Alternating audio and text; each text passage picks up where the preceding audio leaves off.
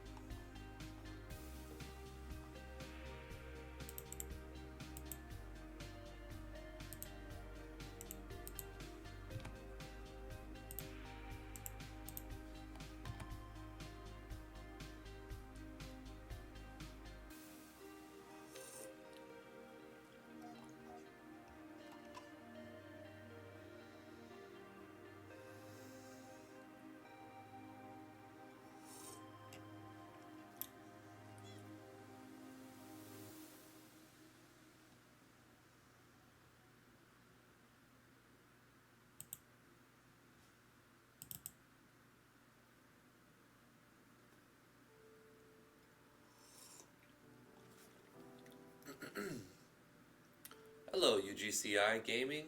I'm doing well. How are you doing?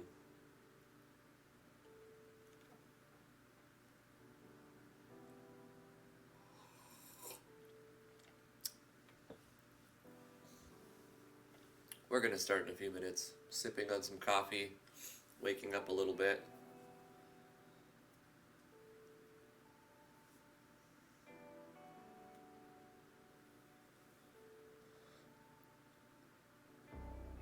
Nice. You got a custom tile set going? Good morning, Wiley. Jeremiah Black, how are you doing?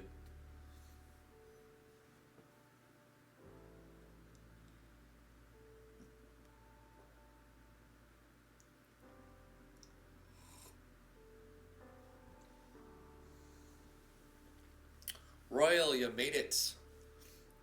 I was having the hell of a time this morning trying to figure out why when I placed an image it would make it so blurry, and it's because it was using bicubic interpolation, so I had to, I'll just get this going already. How's it going, everybody? I'm Drifty from Driftwood Gaming. Thanks for coming to the live stream. We're going to be working on Natural Explorers. Yeah, so Royal, I was trying to like place these images and I kind of wanted them to look like, you know, their pixelated version. Like this, and it kept blurring them like crazy, and I'm like, what is happening? Why does it keep blurring?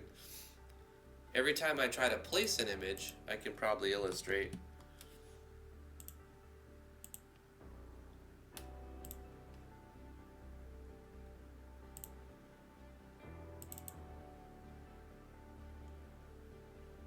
Let's just go with this guy.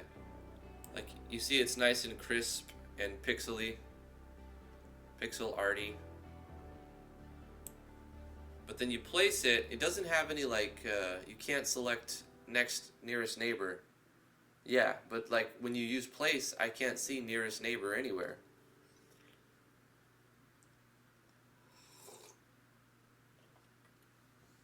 So watch, you see how it's all crispy? When I when I place it, boom, it gets blurred like crazy. So what I had to do was open up that same image and then just select like that image, copy it, and then go back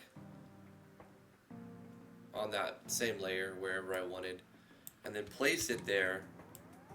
And then once I free transform, I can select nearest neighbor here, but it was on like bicubic. So free transforming, I can change the interpolation so that it looks like this. And if you look at the difference, one's super blurred and one is actually clear and crisp. So I can't use the place function. I have to use open, copy, paste using nearest neighbor. So that took me a little while this morning to like kind of figure out. I can delete this guy.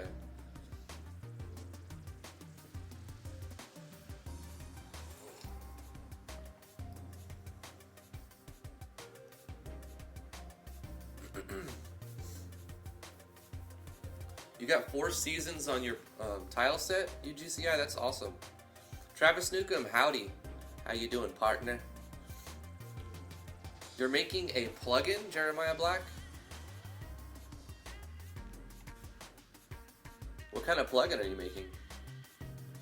Morning, Onslaught.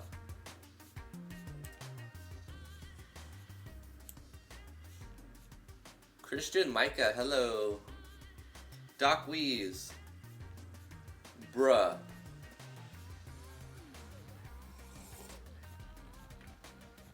Hello, Omni Slash.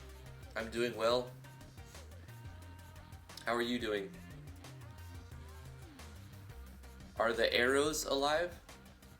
The arrows are alive. You want to see the arrows? The arrows are alive.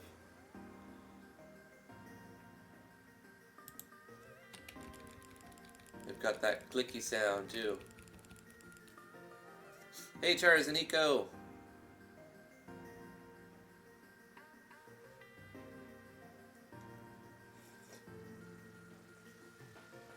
Places for it in design. Yeah, I got it, Royal. Good advice, good advice.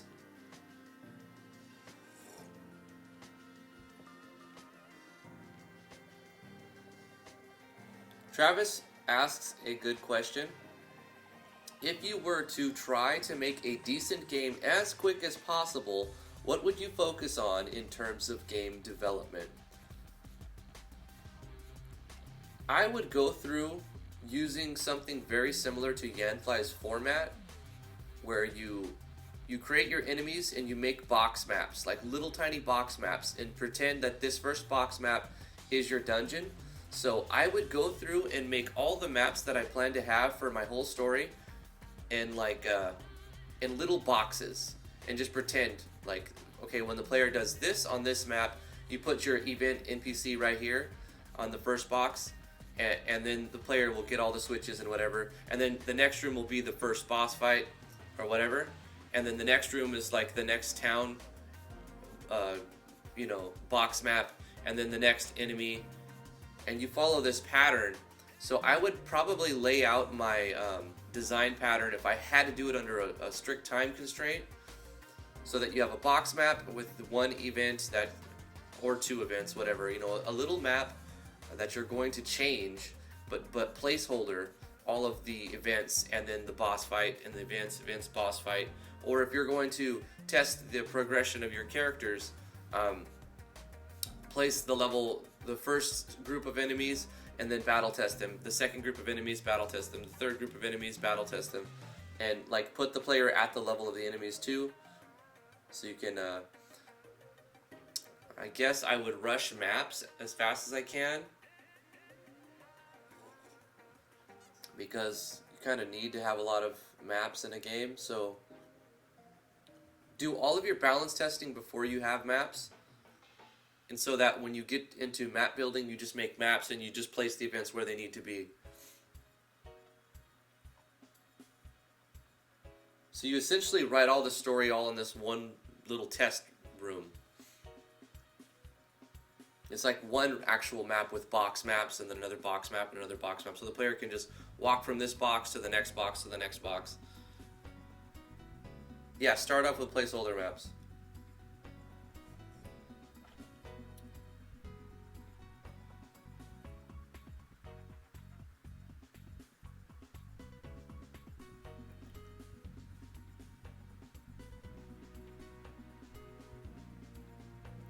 Jeckyllgeek, how you doing? Welcome back. Watching in class? You're a star. Chaos Theory, how you doing? Welcome back to the stream, Chaos. Alexander Burkle, it's good to see you. Alexander Burkle replies to Travis Newcomb's question saying, focus on the hardest part, which is mechanics. Well, that's the hardest part for Alexander.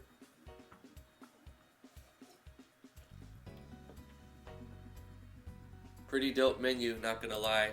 I like it too, it's pretty cool. The arrow is animated. It highlights what we're selecting. We're gonna finish it today, hopefully. I'm going to add some more stuff, like a little bit of pixie dust.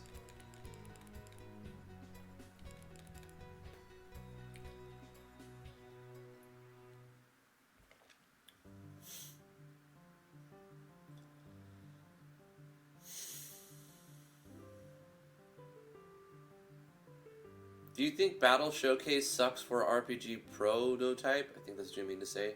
Versus the story exploration sequence? I feel I spent way too much time on building my battle system.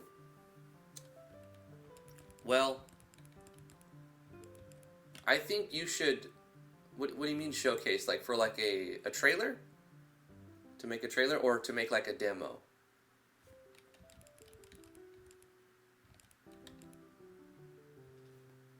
It reminds you of a cereal box?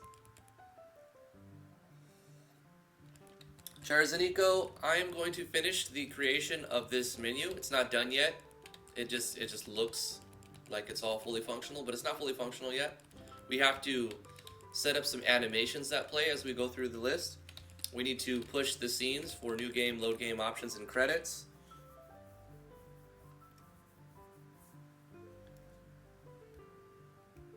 So we've got to work on this event, this whole scene today. More. Whiteley says for IGMC, I don't know, you need a balance, right? You need to... Maybe you did spend too much time on your battle system, but maybe you didn't. I don't know for sure. I'd have to play your game to say what's... That's an opinional statement, really. And I have no grounds to even make an opinion, because I don't know about your game. I haven't played it. But if you feel you spent too much time building your battle system, then work on the other aspects, you know, put together some sequence, some storyline. Maybe put some time making a custom music, because that will also help you tremendously if you have some really good soundtracks. OmniSlash says, better get your game in, you're running out of time. When is the deadline for the IGMC?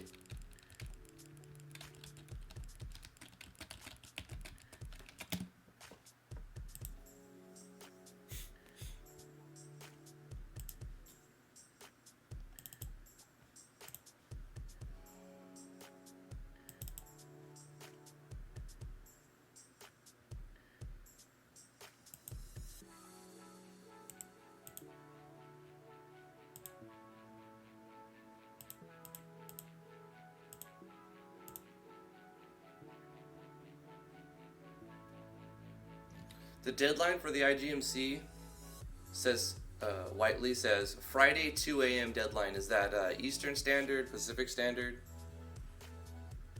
I'm sure you could look it up too.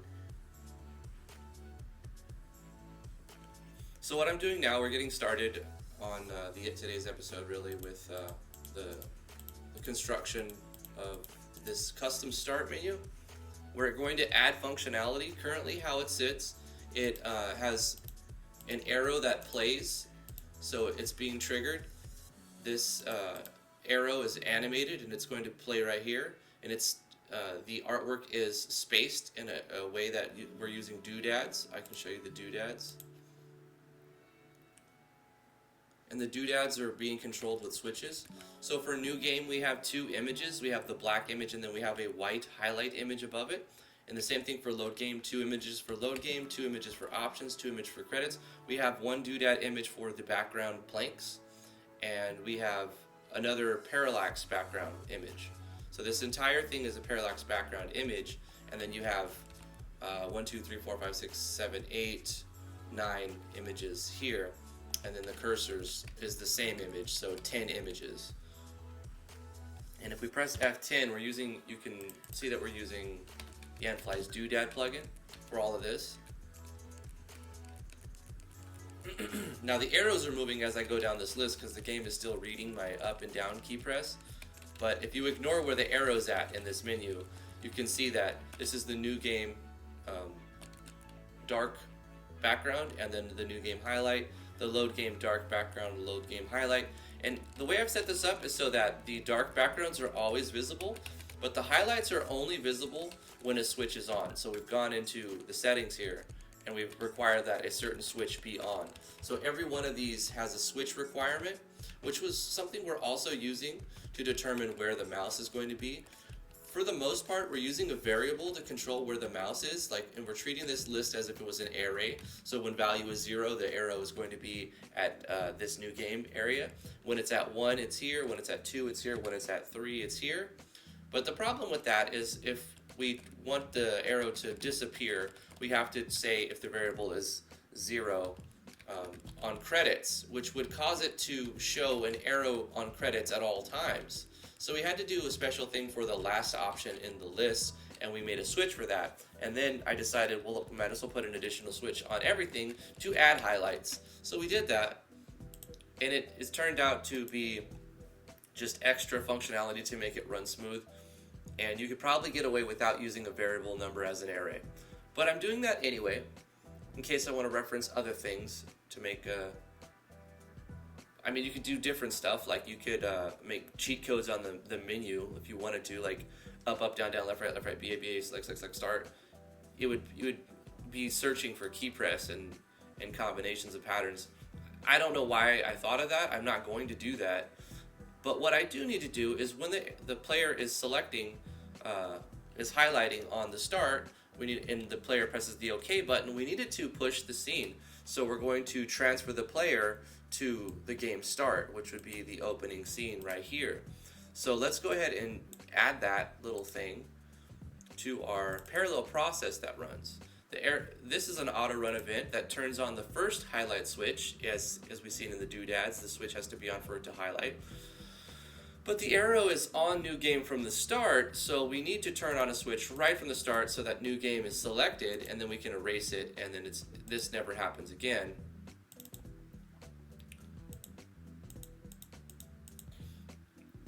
And it's turned off by pressing up or down, and turned back on from the options. If you press down, it starts at the top, or from the load game, if you press up, it turns it back on. So it's all toggled like that.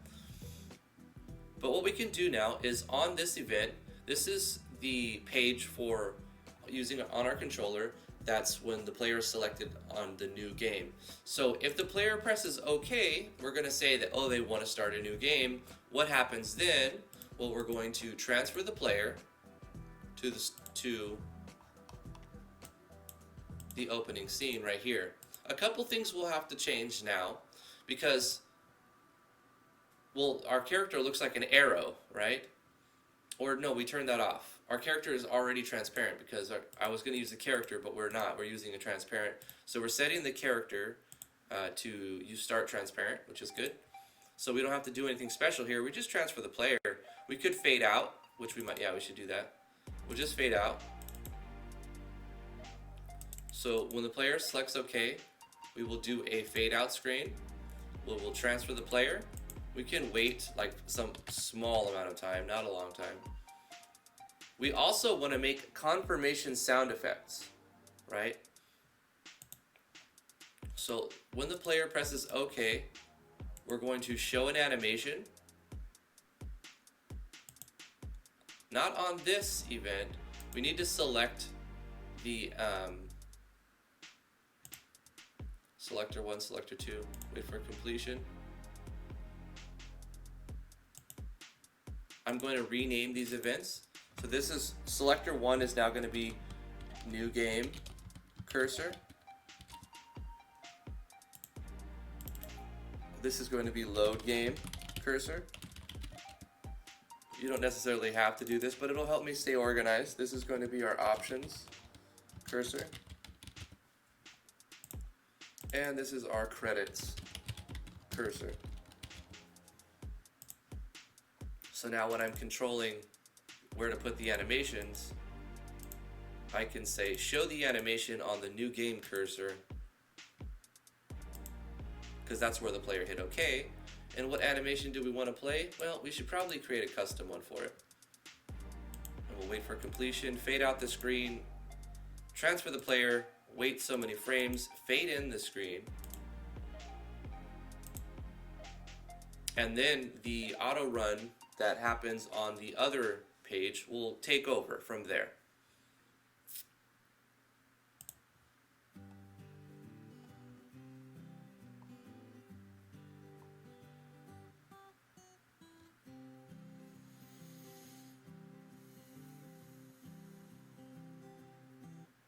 Friday 2 a.m. is the deadline for IGMC.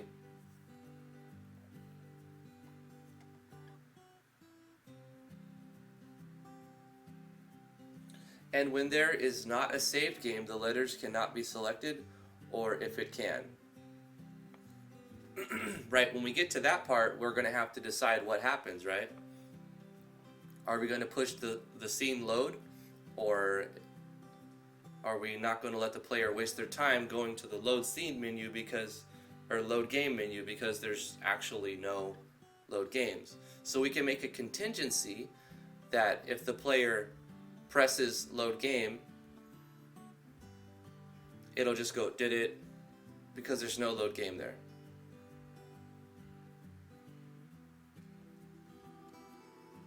We can also decide that it will it highlight if there is a game, if the data exists. It'd be easier just to make a condition when they actually try to confirm load game when there's no load game, and then it'll just go like did it. They really need to make handprints for the character generator so we can see a person getting slapped. Okay. You should be able to do that in A-Sprite.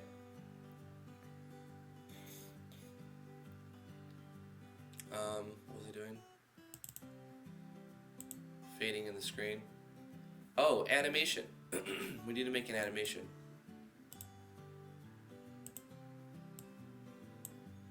So let's make a quick animation that picks a good sound effect. Maybe two of them. One for when the player presses up and down. You know what I do have? I've created hundreds and hundreds of custom animations for my last project that I never released. So it'd be a shame if that sort of went to waste.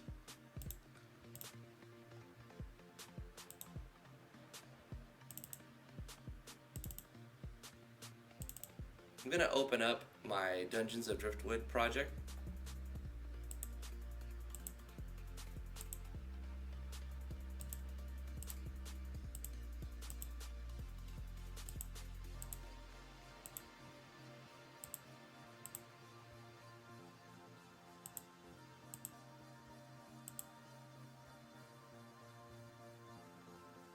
This one just got so messy.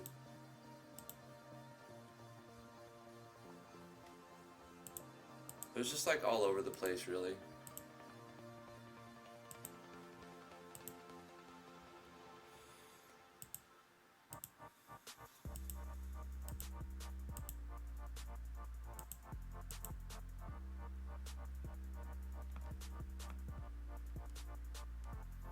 Anyway, in the database for here, I've made hundreds of animations. From 275 all the way down to 596 custom animations.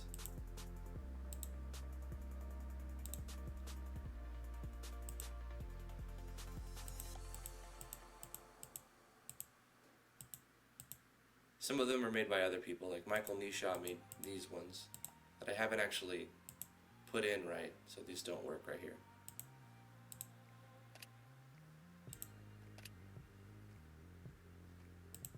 Menu cursor change.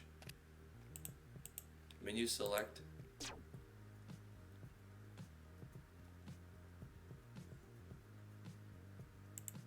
So copy this. And we'll put this. Oh wait, I messed up. Okay, game, open folder. because by opening this project, it closed my other project. You can have multiple projects open, if in case you're wondering, you can. You can't, if you press File Open, it's going to just, that becomes the project that you have open. But if you open the game folder, game open folder, and then you go to the project files, and you just double click the game.rpg project, it'll open up another window. So you can have two versions, or two projects open at the same time, not two different versions. Well, I suppose you could have two versions. But anyway, now we have two projects open at the same time. And inside the animations here, I'm going to just paste the data that I created in another project. It doesn't have, it's missing the image and or the sound effect. So we'd also have to transfer those over. This is using xprotect exe.02. I thought I had that though. Isn't this one of Hadeson's? Hadeson has given me permission to use his new animations, but he hasn't actually given me the new animations yet.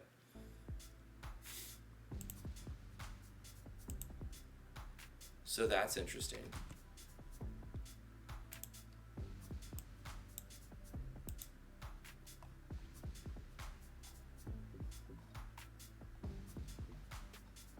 I have his old ones.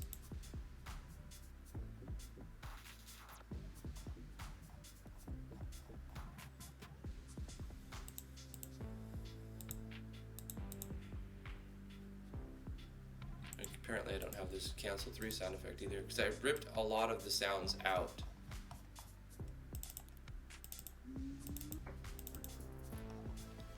And I'm tempted to just make a new sound effect for it, but last time I loaded Audacity while I was live streaming, it made me sound like a robot. Messed up my audio capture, so I don't want to mess with that right now. I'm going to have to do, and I've done it several times before, so people have seen me make custom sound effects, but I will just make them off camera.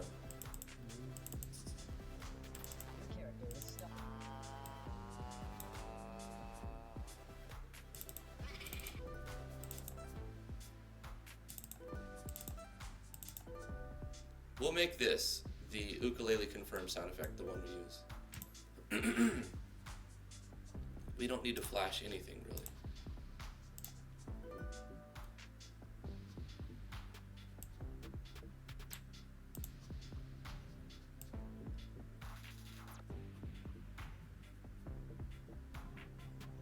We have mostly a green background, so I'm going to make the color scheme kind of match.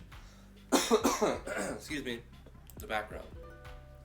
Kind of a green color. I also want to play an animation when the player presses up and down, so let's get one of those as well.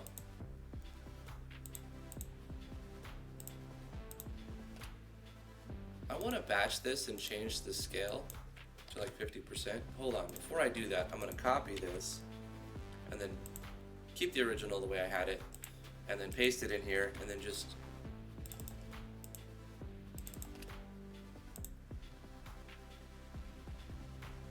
we don't actually need a sound effect here because I'm playing a different sound effect when I press up and down. I'm playing the clicky sound effect.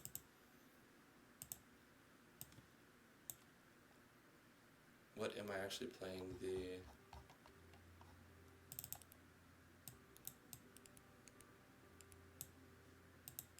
I'm playing that.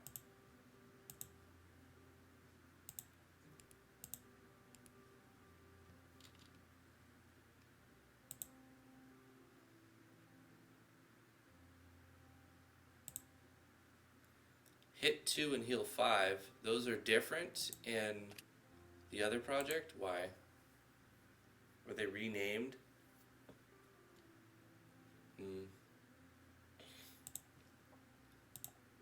Because there is no heal 5.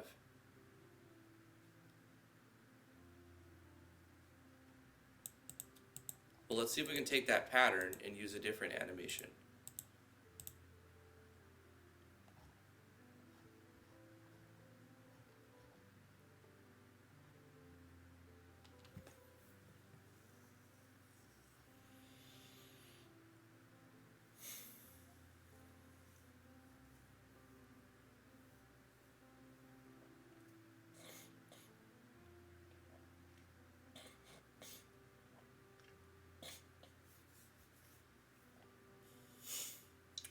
There is a plugin that SR Dude did to generate characters, says Charizanico.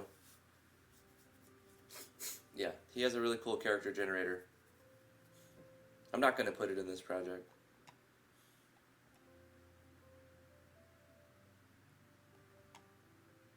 Use the slurp slurp sound effect. We did that at the end of the stream yesterday. For pressing up and down, it made the slurp sound.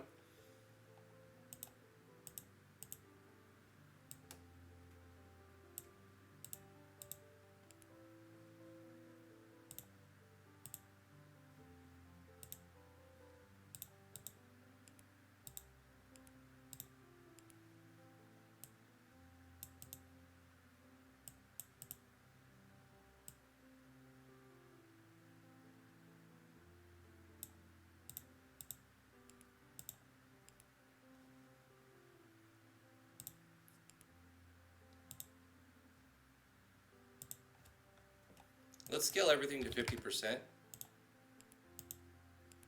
to make it really small. I mean, that kind of looks pretty cool. Menu cursor change. We'll hit OK. Let's look at the event again.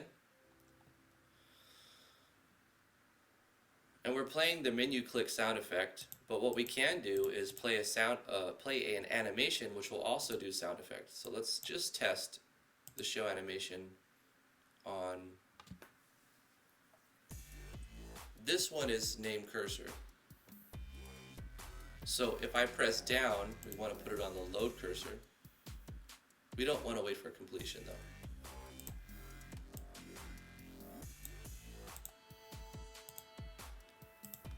Where else would we want to have the load cursor? If we're on the third one, which is the options, and we press up.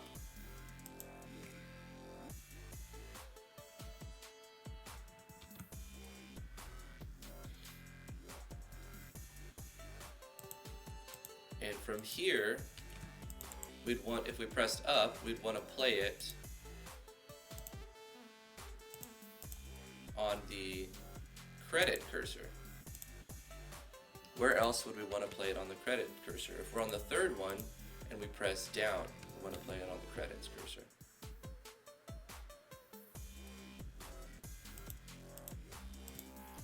Now if we're on the load and we press down, we want to play it on the options. Where else would we want to play it on options? If we were on the fourth page and we pressed up.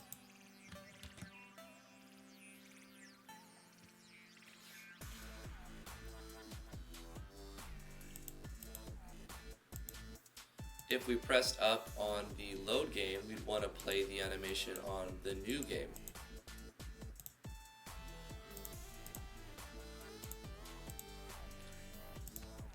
The other place we'd want to play on the new game is if we press down while we're on the credits.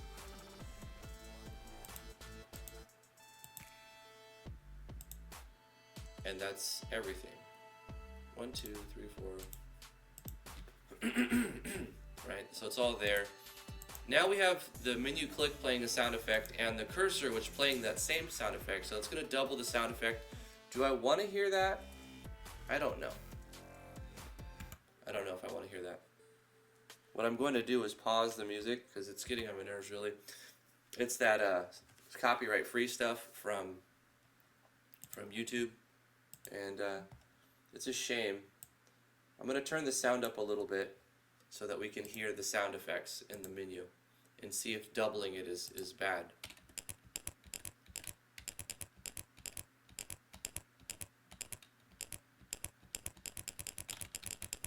I kind of like it, I'm not going to lie. The animation. And doubling the sound effect is unnecessary. I mean, when you're doing this sort of stream, you don't necessarily need music. I like to have it, but I also don't like getting copyright claimed. And the music that you do get to choose from, even when it says copyright free, you can get copyright claimed. What do you guys think of the animation? What about the sound effect? Is it too loud? Do I have it up too? You're not a fan of the fairy on the start screen. Well, Naturals Explorers, she's going to be like your helper. She's like your tutorial fairy, and she's with you. Lower sound and pitch a bit. Okay. How about we do that? Let's get rid of the click sound effect, because now we're playing the click sound effect inside of the cursor animation, which I like the animation. I'm going to keep that. I'm going to change it though by changing the pitch of the menu click.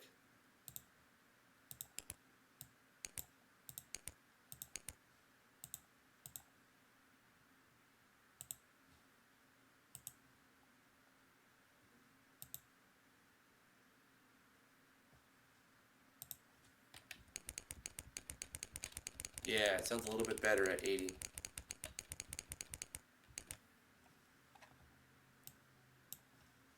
There. It was probably too loud on OBS. Heartless, how you doing?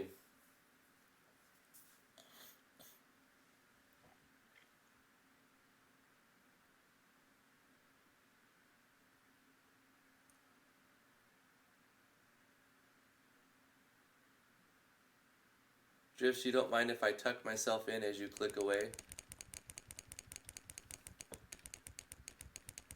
Sure, whatever that means. You going to sleep? Maybe I should play the music.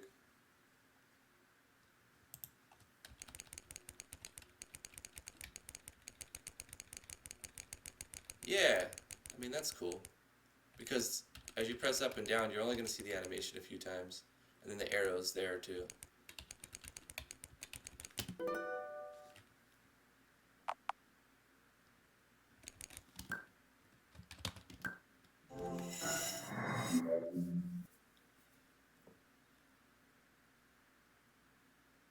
So the fade in isn't working, right? Why is the fade in not working?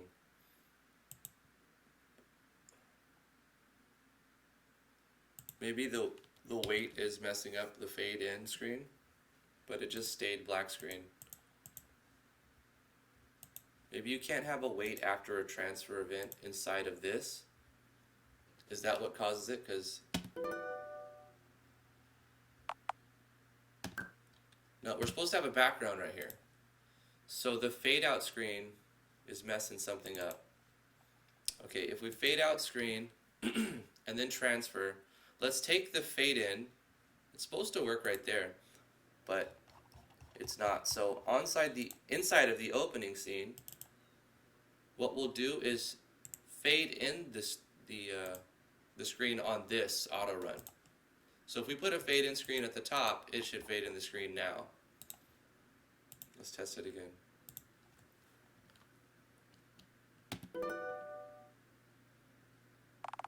There, it works now.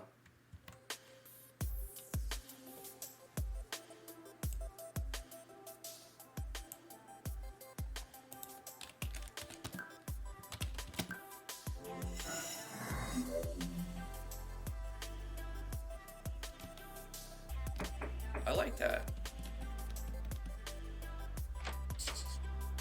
If the player presses F4, or F4 full screens, if the player presses F5, it restarts the game, but it puts them, since we're using the skip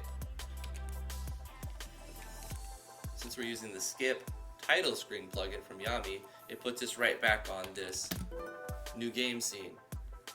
Alright, so the player's in here, I'm like, oh no, I didn't want to put my name as that. They restart, and they're right back on the title screen. That's cool. You know what we could do even, is make a splash screen. We can make a splash screen. Do I allow links in the chat? Not really. I mean, I will if I know what it is and it's like relevant. But if you want to promote your stuff, there's a Discord, links in the description below. There's a channel in the Discord called Self Promo, and feel free to advertise all your stuff there. That's what everybody does. I welcome it. I like to see what everybody's up to. YouTube will block your link if you try to post it. Alright, we need to add functionality to the load game options and credits. The new game is doing its transfer event as intended. And I like the confirm animation. That works fine.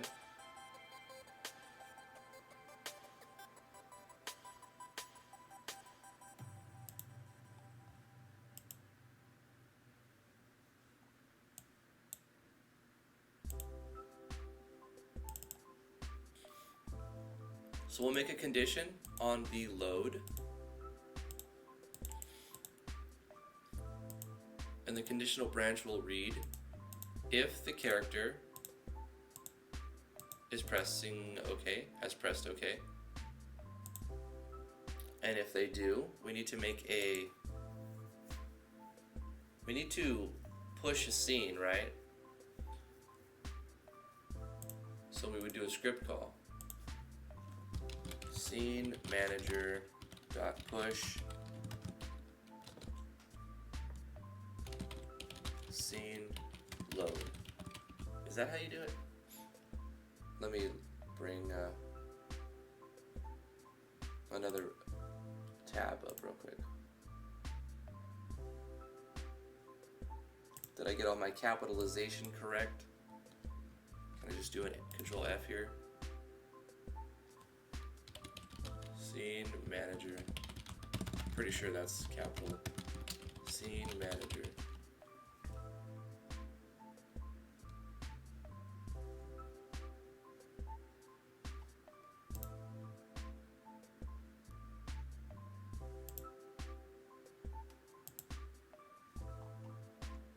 Capital S when you're using, okay. Scene manager dot push, and you use capital S to on scene, and then we'll use scene load.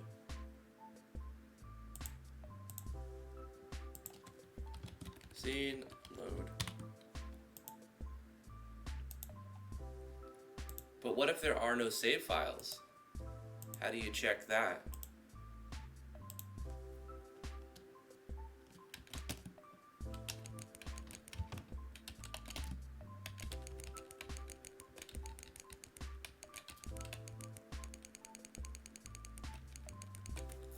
I'm going to delete all of my save files. Save, game, open folder, save. And let's delete the file 12345. Actually, I'm going to cut them, put a new folder, and called temp removed, because this won't be recognized. Paste them in there. So there should be no save files, right? Config and global are there from the beginning, aren't they? Or do I have to remove those too? Not sure. Let's save and play. Load game. It'll take you to the load menu and there'll be no load files. I don't really see a problem with that.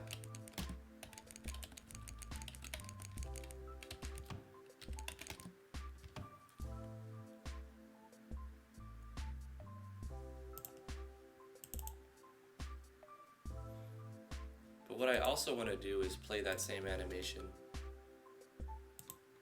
Copy this and put this. If they say okay, give some sort of interaction. Play an animation with the sound effect and then push the scene.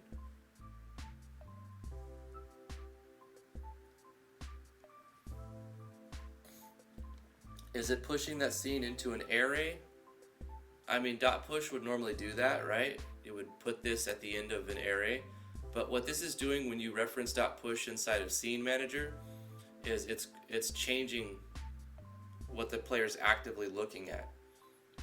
So dot push is a method of Scene Manager, or no, it's a property. Hold on.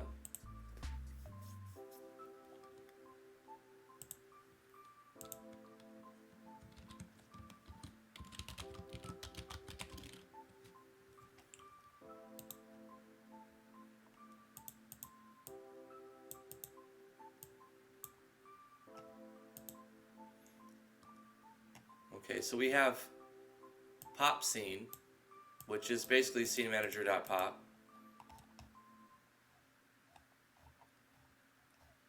These are all methods from the prototype property that are from the scene base object.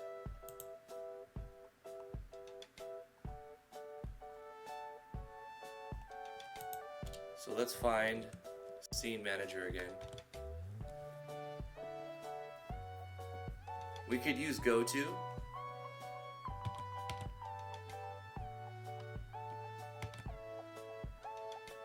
Instead of push, we can use goto.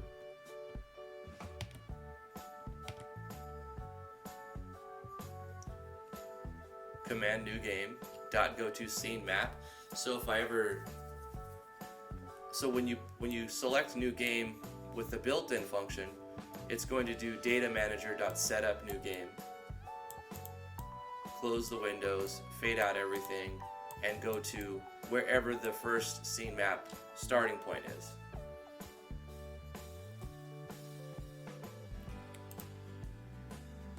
Maybe I need to do data manager dot setup new game as well, right?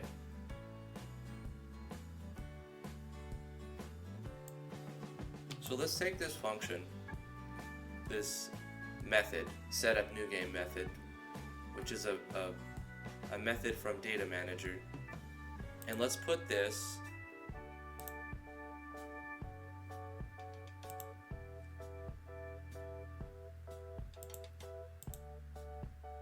we fade out the screen, we do a script command, and we're going to tell the data manager to set up a new game. I wonder if this will cause it to start this main scene over again, because the new game actually starts right here.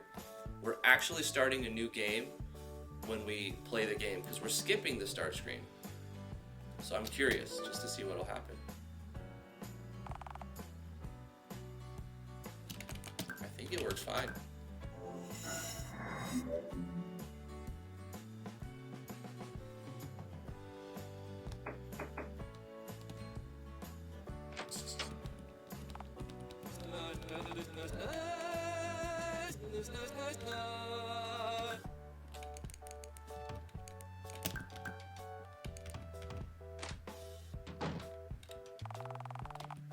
I mean, it seems to work fine. If we hit F4, let me see, F5 I mean, if we do this again,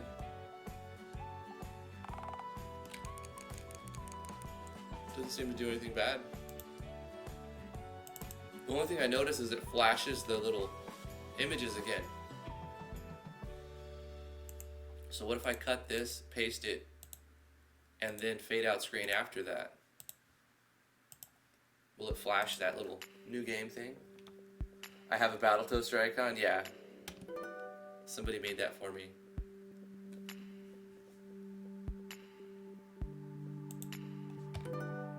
Oh no, it messes it up. Okay, so there, we messed it up. By moving it from setup new game, fade out screen, it messes it up. But if we put it right here, so strange. If we put it right here before the transfer event, so set up new game transfer event, it seems to work. It tries to load the game again and start us right there. So honestly, we do not need that function.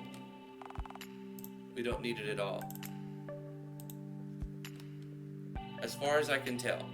So what I'm gonna do is put a comment right here for future reference.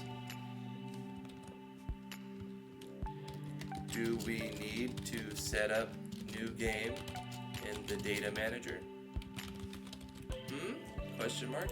If we do, let's take this little, we don't need to write an empty script. So let's just put this in a comment. So this is not going to do anything in a comment. This is just going to remind me we may need to set up new game at some point. If we do, here's the code to do it, and this is where you want to do it. Because we figured out that if you put it somewhere else, it'll try to restart, but if you put it right before the transfer, it seems to work.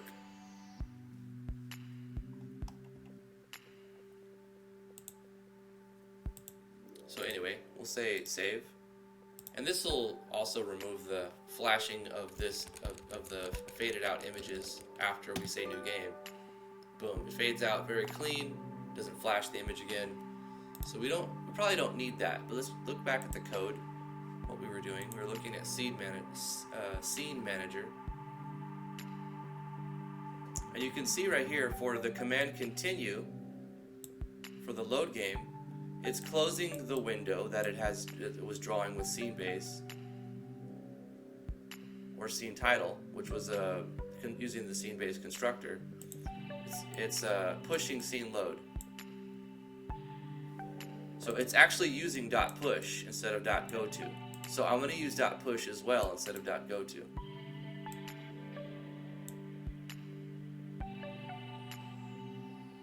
And when they use options, we're going to use this. So we can add this for scene options now, since it's right here. Let's go to our controller. And the scene options would be this one. Turn credits on, options off. If we press down, if we press up, turn options off, turn load on.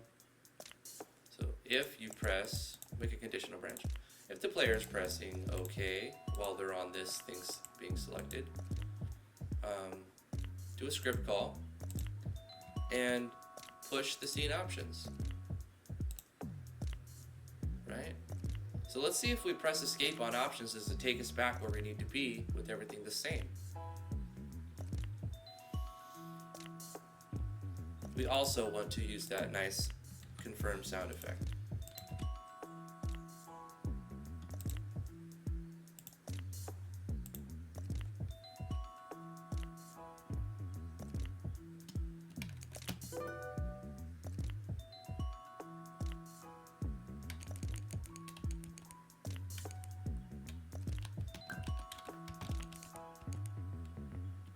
We have a burp toggle here. It doesn't work like this though. I was trying to make this so that we can toggle the switch, the burp toggle, but I don't have it set up right at all. In fact, I need to remove that. Another bug is when we press load game, it's putting it above it, and it's putting it above it, right? So we need to change where it's drawing the animation. Not a big deal. So for this one, it's not going to draw on the menu select. Alright, wait, it's not going to draw on the new game, it's going to draw on the load game. And right here, it's not going to draw there, it's going to draw on options. And now we need one for credits. So for the credits, do we want to do a scrolling text? Or do we want to make a new scene and then push that scene? Excuse me. I think for now we can do a scrolling text.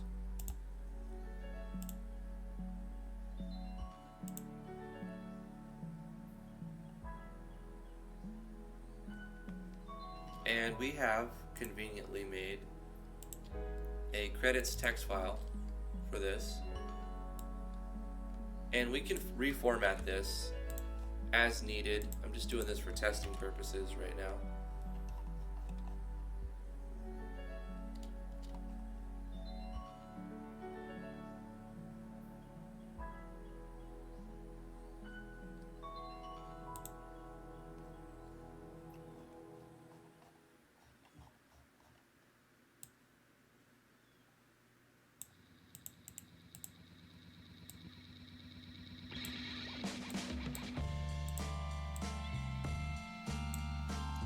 Why is it just showing ... there? Is it because I put a link that's too long?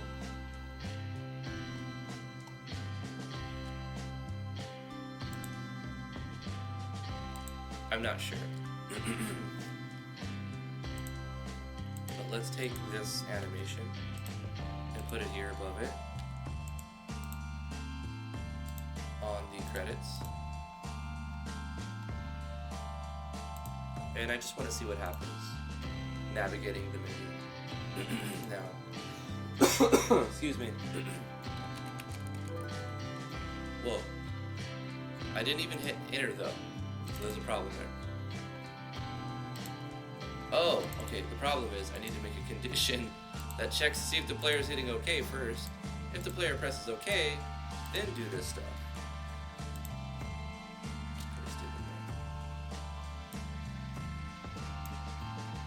Inside of this, it's still a parallel.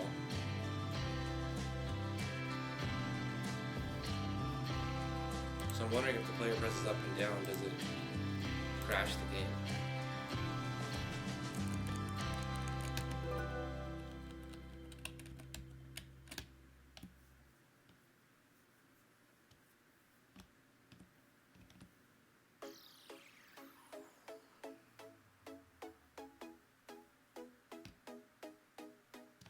It's kind of like kind of.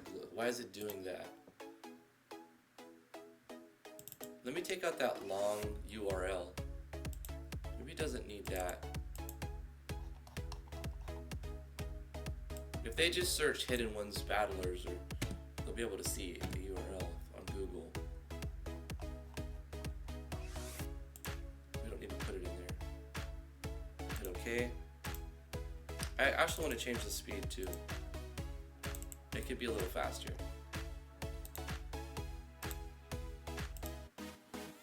Nobody wants to get stuck in a long credits, and it's going to be long.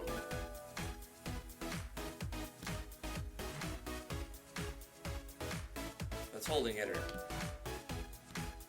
And if they're holding enter,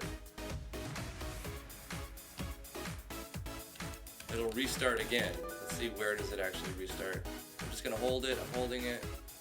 And does it have to go? Yep, so if you're holding enter past everything off the screen, that's plenty of time.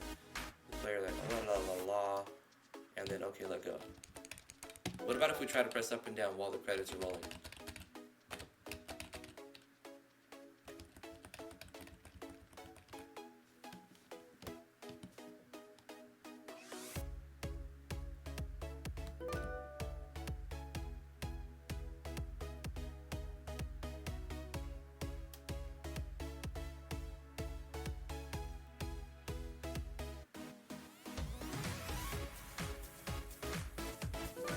Should I do like a screen fade? No. Should I do a show picture? I kind of feel like I can make this better if I get rid of the text that's in the background. Because we're presenting text, and if you have text in the background while you're presenting text, it just seems kind of clunky, even though it works. So I'm going to try something with this. I'm going to show a picture.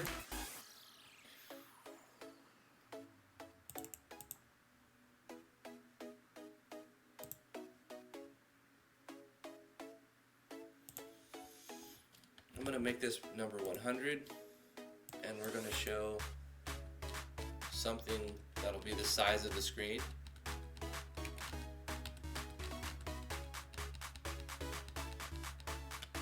Okay, I need to make a picture first.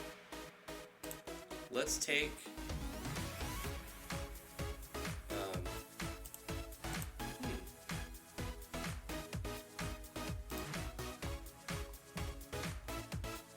something from the game that we've already done, so we don't have to create something new at this point. We'll just resize something from the game that we've made.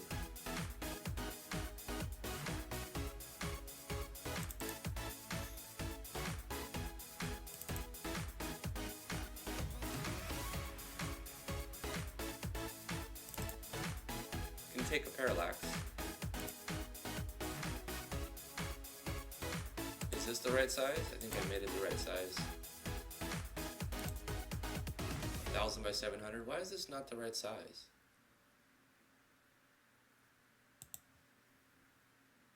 Didn't I resize this?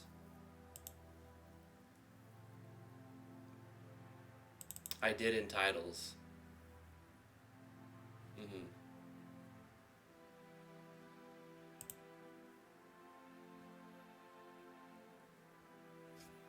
Anyway, you can open this.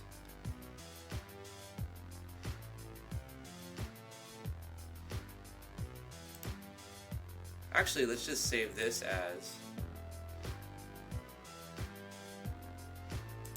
in the pictures. That'll work fine just like that.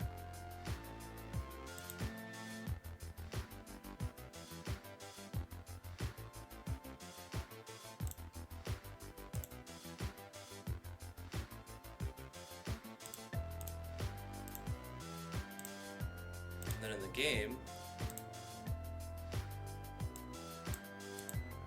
we just show this picture at 0, and then we are going to erase the picture at the end. Erase the picture number 100. Give us a little bit of weight. Let's wait 15 frames, just a little bit, padding.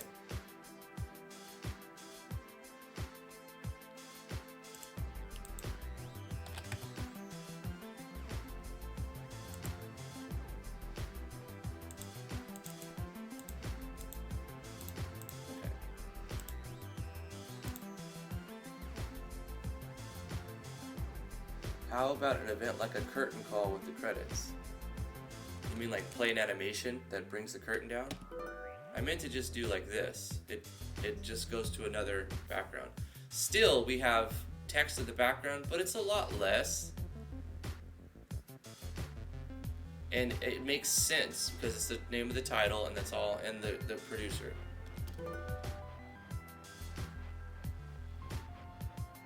And it sort of looks like the end screen, kind of like you're looking off into the sunset and the game's over.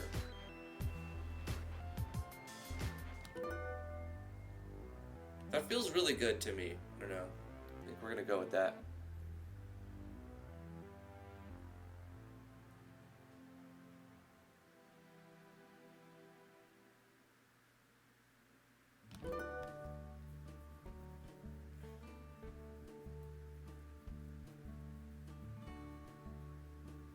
It's going to be a lot longer, so I'm not going to slow it down.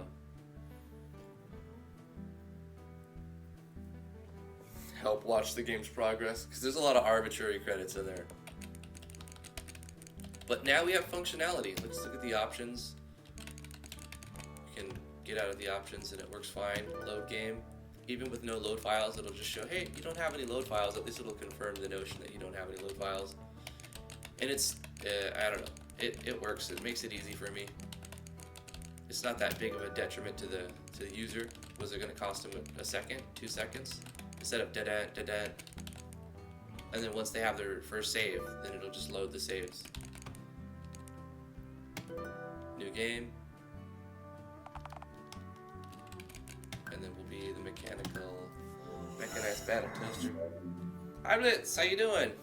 Web FT Master, how you doing?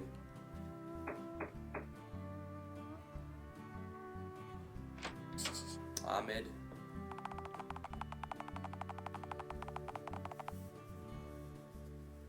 You've been binge playing Golden Sun series? Oh, I remember Golden Sun. I played it on the GBA.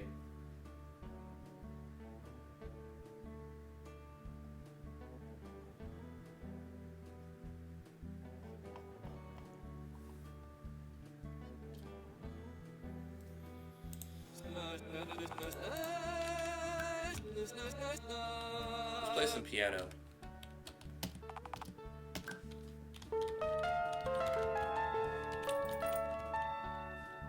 I gotta pause this first.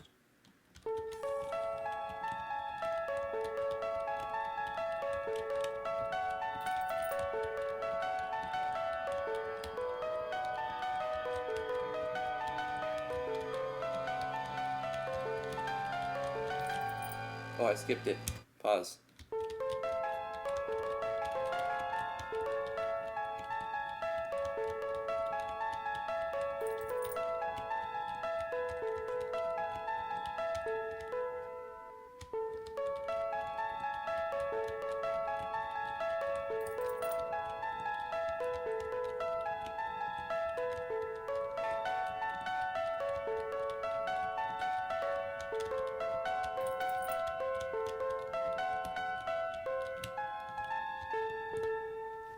Thank you! Thank you!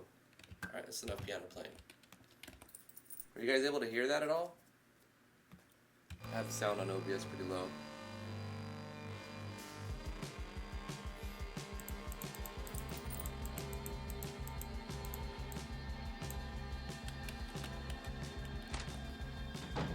we have our menu set up. Our custom. That moment when a battle toaster plays better piano than you.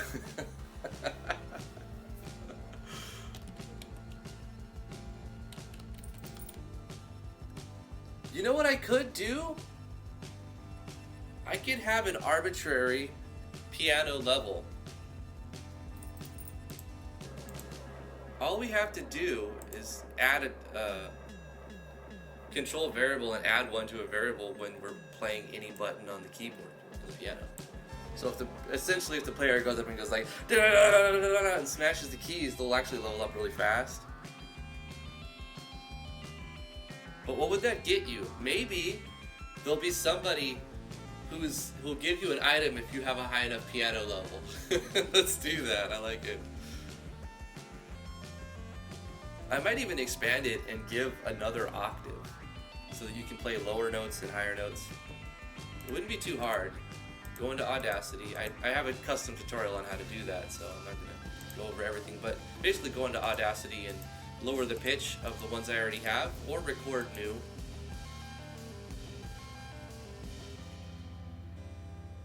Unlock the bard, maybe. Like get a character who plays the harp. I already have the harps created, like a set of weapons for. I mean, it wouldn't be hard to.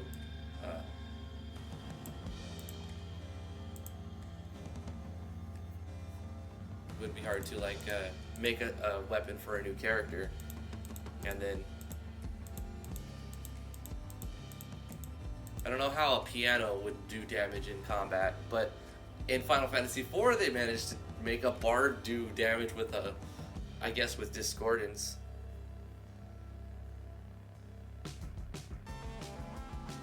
How about you spread music sheets in the game and the player has to play the piano as instructed in the sheet? I like that idea. That's really good. I might even change the keyboard configuration so that it feels more like a piano instead of just like from A, S, D, F, G, H, J, K, L, semicolon, comma, and then this backslash. That's what it is right now. I might go where you have like A, S, then E, D, R, F, G, H, U, J, I, K, O, L. For like the octave, right? The bard is a well-known class in D&D and does damage. It's totally a thing. Yeah, it's also in Final Fantasy XI and a lot of games. Could implement a sort of talents or job spec. I don't want to get too analysis overload on the player, so I'm kind of like laying out the characters for them. I'm going the Final Fantasy VI approach, saying this character is like this, they are this job, and they have these skills. You can customize them by the gear that they wear. Not so much like the level, or their jobs, and then level up the jobs, and then it's different from the character level. I don't want it to become really convoluted like in Final Fantasy V. I love the system in Final Fantasy V, but it becomes object analysis overload. Notice the meebles? They are more meeble now?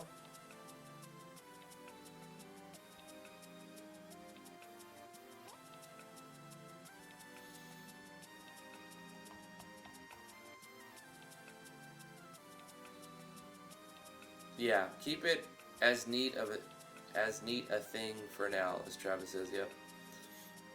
Oh, an art museum. Okay. Alright. It's a beautiful meeple, and a snail form, and a fish meeple, and a clam. These are cool, Mushri. Really, really cool. These are broccoli, bro.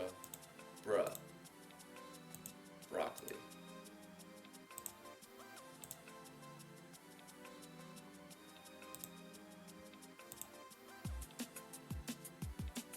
A jungle meeple. Which one's my favorite? I like them all. The snail looks really cool. So far, my favorite, I guess probably the snail or the fish. I don't know. I like both of these the most. I can't pick one.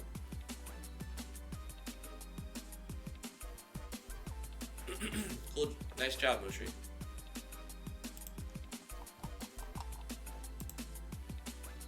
Anyway. Okay, let's make our arbitrary number go up. Piano mini game. If the piano mini game is on, play a sound effect and control a variable. Control a variable. We'll make a new variable, and we're gonna call this one. Might as well put it here. Piano skill level.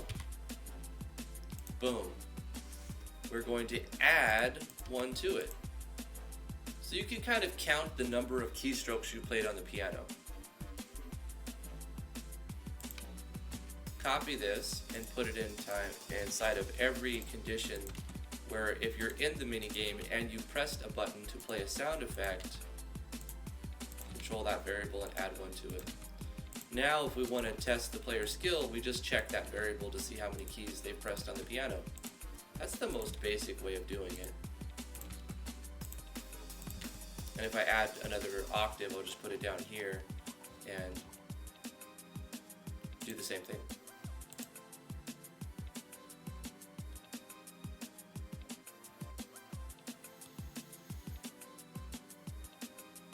It would be hilarious to have a bard ability called Rickroll. I don't know, I mean that's a timeless meme, right?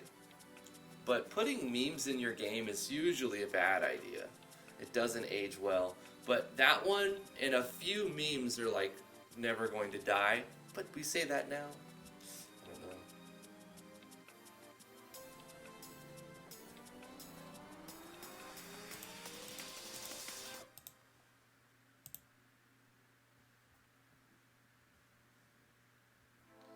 Ahmed says he's thinking of making a school RPG when RPG Maker comes out on... When RPG Maker MV on Switch. It's already on Switch. Isn't it? Or did they just release Fez? Right. There was one called Fez. Let me look that up so I can be sure about it. Is RPG Maker MV on the Nintendo Switch? I want to know. RPG Maker MV Limited Edition Nintendo Switch. An epic journey begins with you. Become a master game. Blah, blah, blah, blah, blah, blah. Is it on though?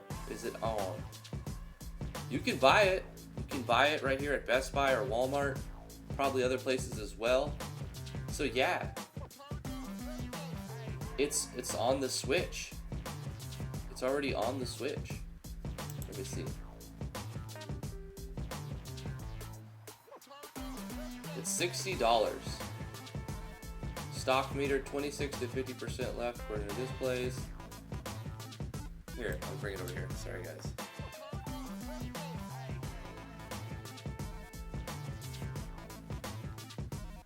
So this is what you get.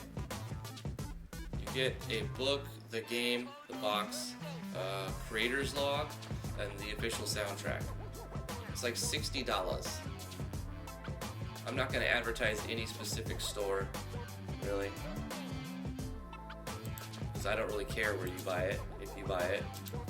But, okay, so there's different versions. Fez is the 3DS, very limited, and Switch is the one that's got MV limited. Nice, that's cool. So it's already out, yeah. Can you find any plugin pack so you wouldn't download each one? What do you mean, no ass? Can you find any plugin pack so you wouldn't? Well, let's take these questions individually. Can you find any plugin pack? No. Some plugins do not exist anymore. They were taken down.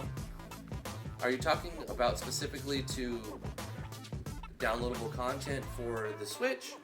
If you're looking for plugins for RPG Maker MV in general, for the PC, just type in master list.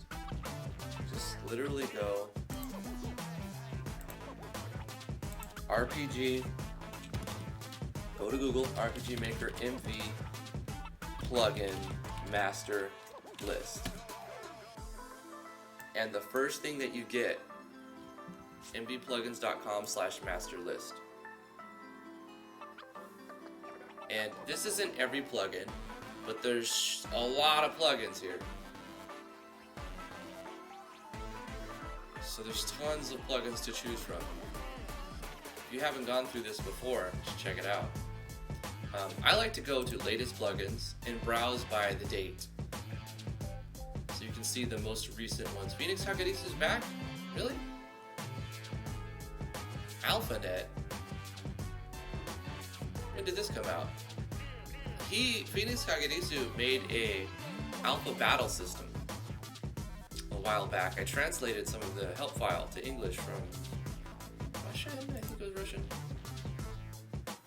Use Google Auto Translate.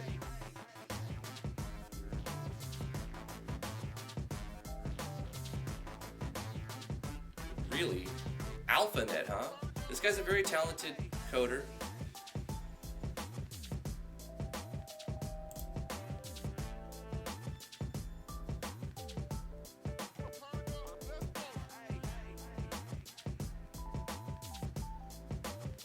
Embedded server.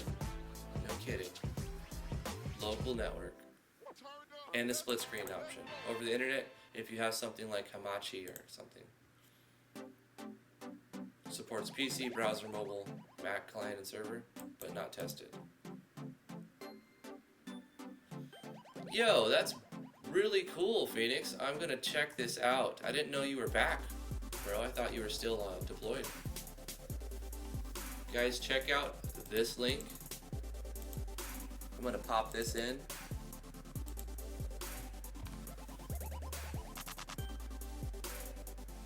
AlphaNet.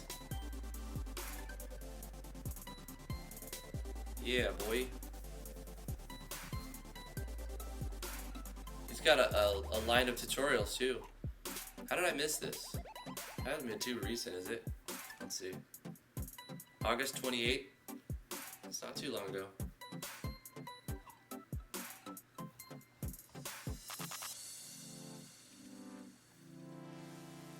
Event sprite offset is out. Yeah, I saw Yanfly's video on it.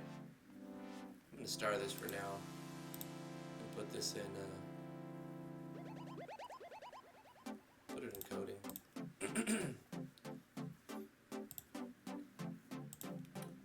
I actually promoted it in self-promo. Cooperative RPG Maker? Yeah. It looks cool. All I've seen is failed attempts at it. Like, half-baked attempts. So I'm not saying it's going to work perfectly. It's not an easy thing to make it co-op. But Phoenix Hagedisu has put together a decent alpha battle system, which is also not an easy thing to do. So I'm not going to put it past him and say he can't do it. I'm sure it's possible. Anyway, I'm really happy with today. We got our start menu set up, and it worked. That was a lot faster than I thought we were going to have to spend on it. So I should probably move on to something new. Our start menu is what I want it to be for now. We've got the animation for when we move up and down. We've got a nice clicky sound effect. We have an animated cursor. We have custom background. We have functionality with all of the things.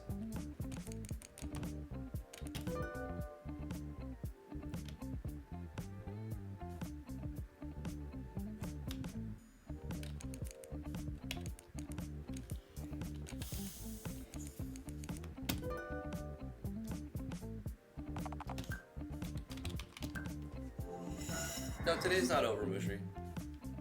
I thought it was going to take the rest of today to do what we already did. But we did it in like half the time I thought it was going to take. So it's great. It worked out very well. So now I'm trying to figure out what I'm going to move on to. The next thing I need to work on. Which there's plenty of things to work on. But when you're not sure what to do with your project, this is a good method to take. Beta test your game. Play it, and you will find things that need work. Just play your game and see what needs work.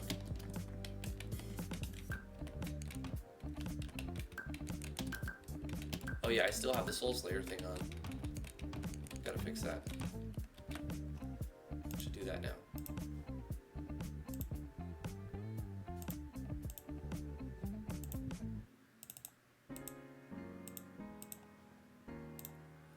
I keep wanting to make some sort of item crafting system that's very similar to the way Path of Exile's crafting system is.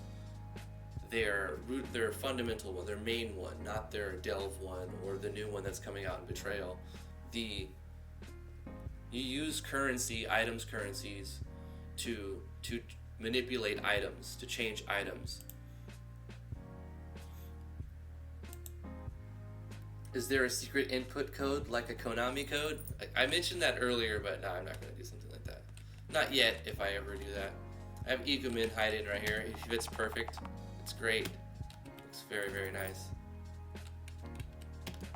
Doc Weeze, if you talk to him, he will give you an empowering gem and unlock the enchanting system.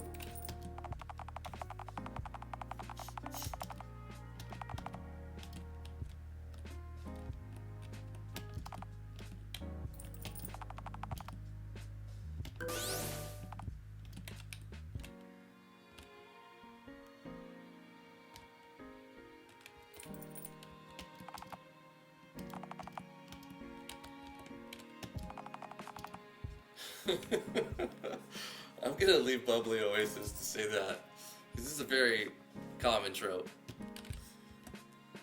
It's comical now, you see it in games. And then this is for Mushri. We can shake it up. Get that shook water. Special form of water. It's the shook water.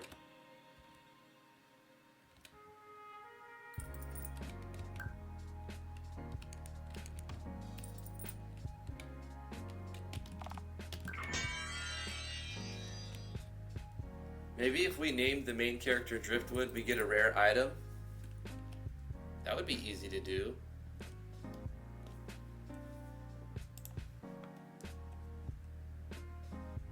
But then it would make a disadvantage for naming it your own character. I don't know if I want to do that.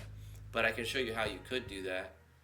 On the creation where you let the player pick their name. Opening scene, is it right here?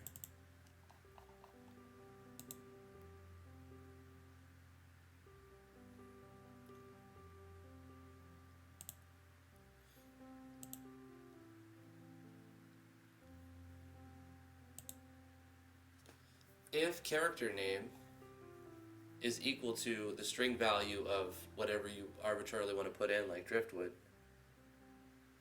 I'll make it like a, not a rare, well, it could be rare, but it won't really change the gameplay at all. It'll just be like something arbitrary.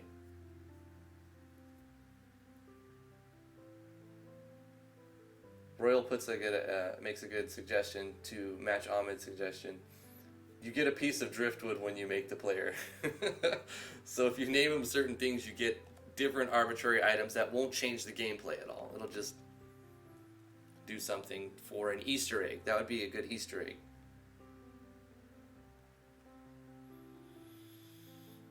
$10 potions and lots of food and money? Nah, that would be game changing, right? You would always want to name them that to get the best start.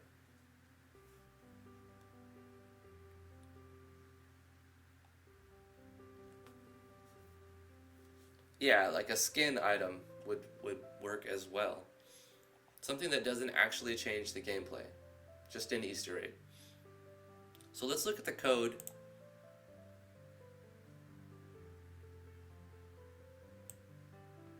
It would be $game actors .actor name. Is that the one we're looking for? Actor name?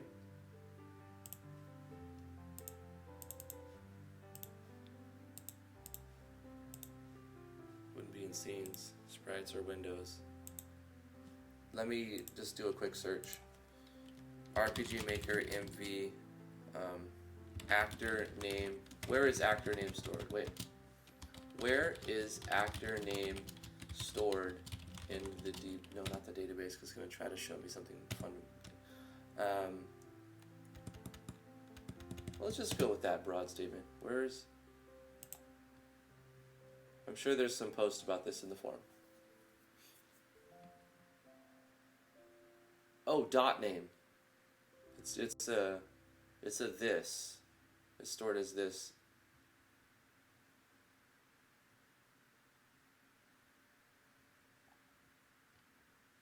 So it's stored as, you do actor and then you put the number, right?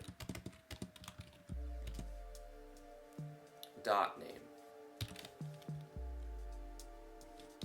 And it's also a function.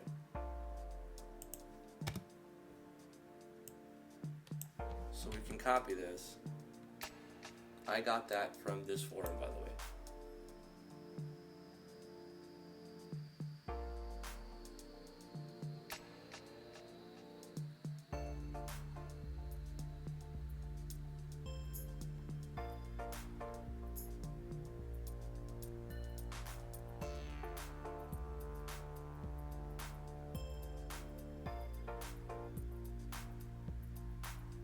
There is no zero beside it?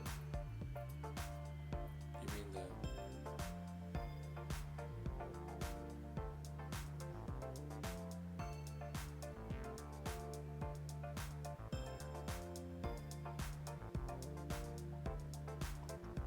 They're correcting something that's been edited, so I don't see like the before. So it just must be that right here. So I'm gonna go ahead and like that. Great job, Shaz. GameActors.actorNumber.name method.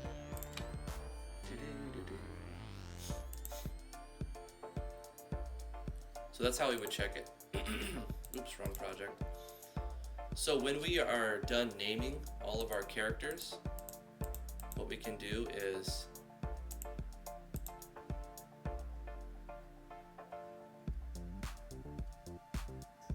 make a conditional branch. Say, if GameActors.actor1 name is, we probably use parentheses, right? Oh no, we would go like this and say equal to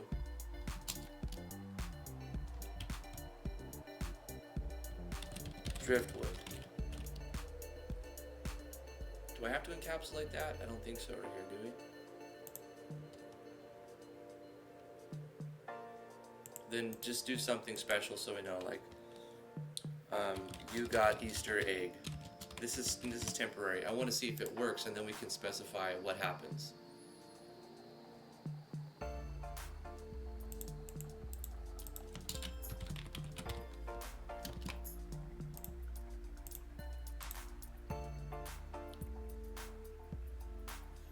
Actor 1 is Drifty, Edmund? Okay.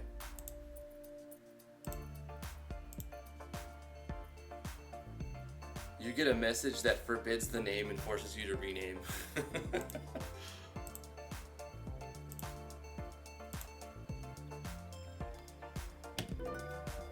New game, if we select boy and we say Driftwood. Does this? No, it didn't work. It didn't work. The condition wasn't met. If game actors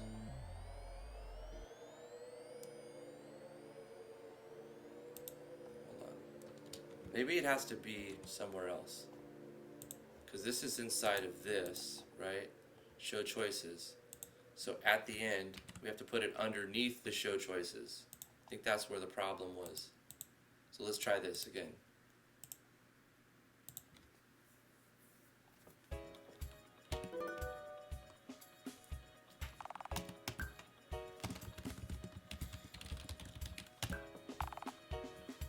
It works, that's how you do it. You got Easter egg, yummy. So you do something special right there. So that's the code. If you want to check to see if the player named themselves something specific, you do a script call and a conditional branch and say $game capital A on actors.actor, you put the number of the actor you're checking, .name, don't forget to include the execute parentheses, equal to, use double quotations, and put the thing you're checking for. And then if that's the condition, if the condition is met, if this is true, then what do you want it to do? So what would happen if we named it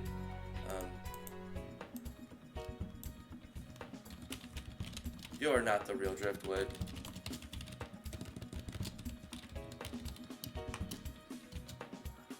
Or are you?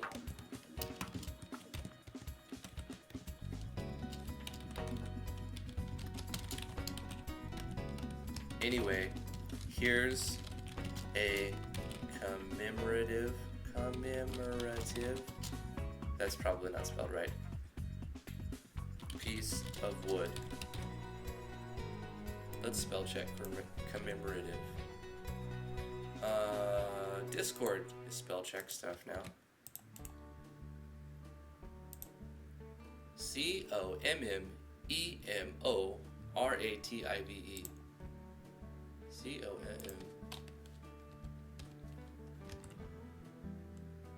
COMMEMO.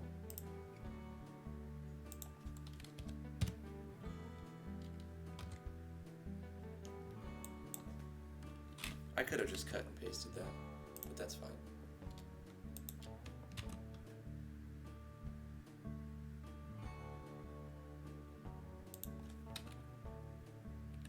Oh wait, did I copy that again?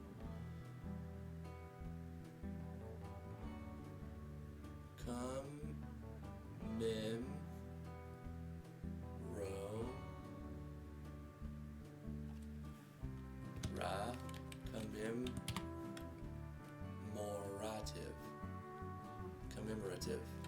Why is spelling so hard? Commemorative. Piece of wood.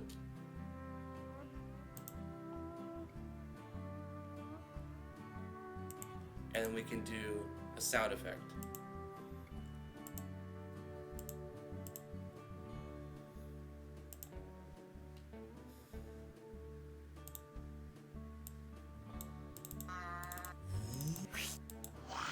We're gonna do a very low pitch slur.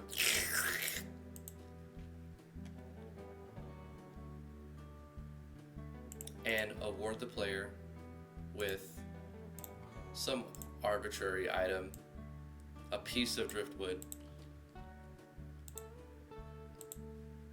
So let's make that commemorative item. Just call it driftwood.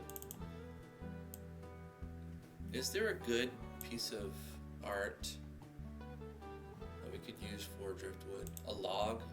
That's very default. For such a small Easter egg, I don't think we need to devote too much time to it. I'm gonna settle with this driftwood log until I'm, you know what? Whatever. Don't judge me. I'm gonna make some beautiful, beautiful art. It's not horrendous. It's gonna be beautiful. It's gonna be beautiful, guys.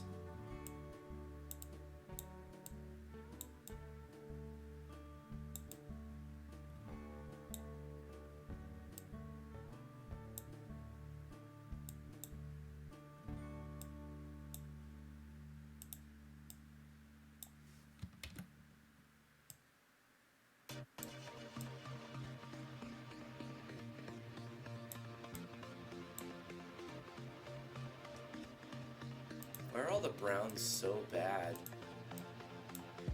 Gosh, it's a terrible palette.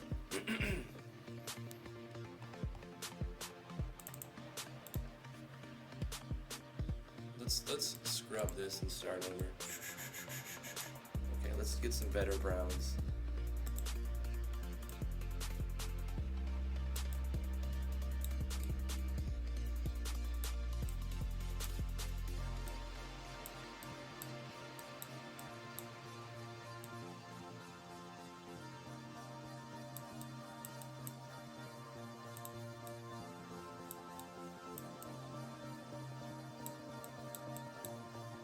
think if it's handmade, it's better. It's a better Easter egg if it's handmade, regardless of the quality. That's a good one right there. That's a good color.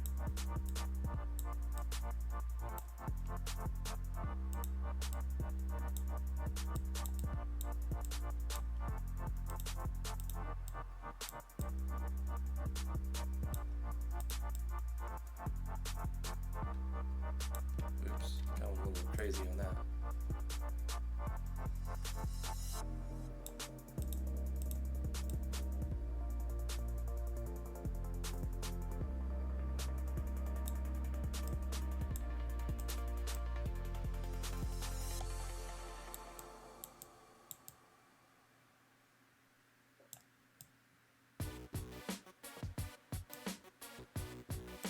Coming together. It's looking good. It's looking good. Fantastic. That's a good woody color right there.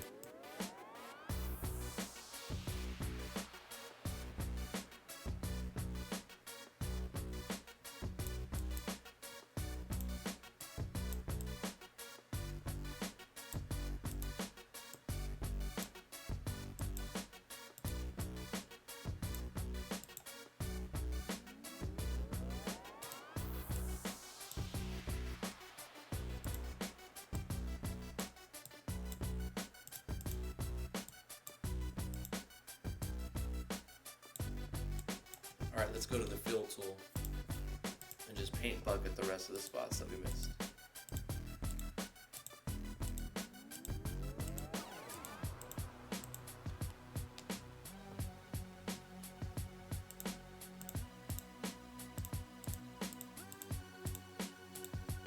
I just noticed I made this the wrong size too. I made it 48 by 48. It needs to be 32 by 32. So we're going to further dilapidate it by resizing it.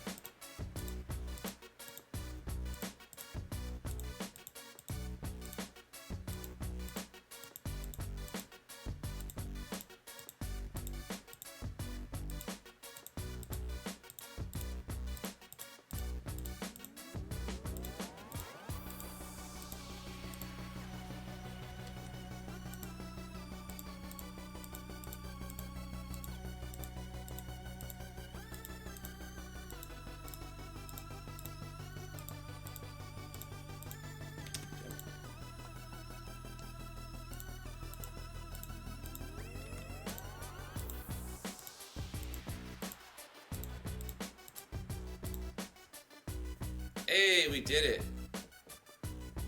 Big driftwood log. Okay, we need to sprite size, change to 32 by 32. Hey, it did it. Didn't ruin it too much. It could be, it could be it could be something else, but we're gonna pretend that that's driftwood. I mean, that's what it is. It's driftwood. It's definitely not a large. Never mind. Okay, export this beautiful, lovely, not turd. I mean, driftwood.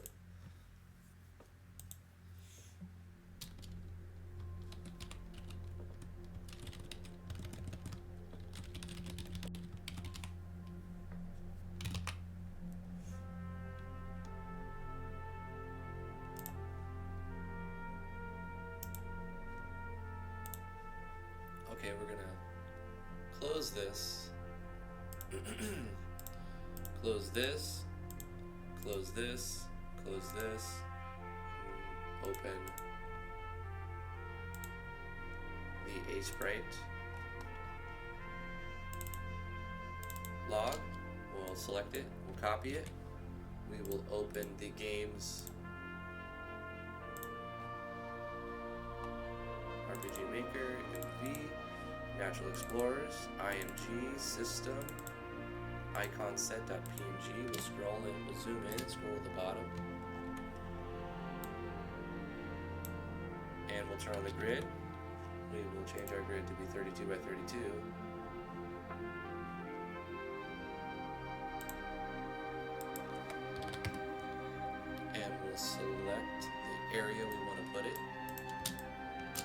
turn back on. Is it Control Shift and 7? Yeah. Put our thing in there. File.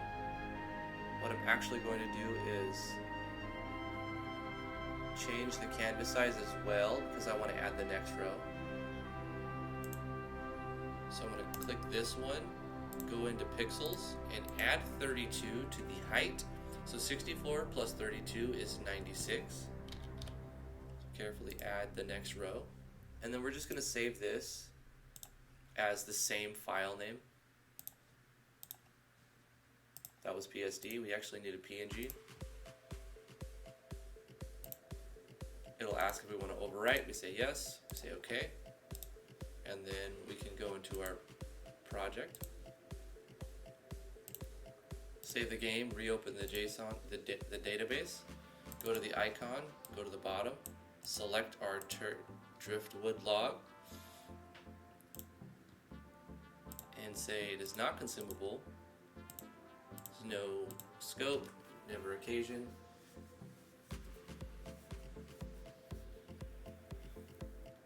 Notice my driftwood. Poop sprite. Is this a pixelated meat?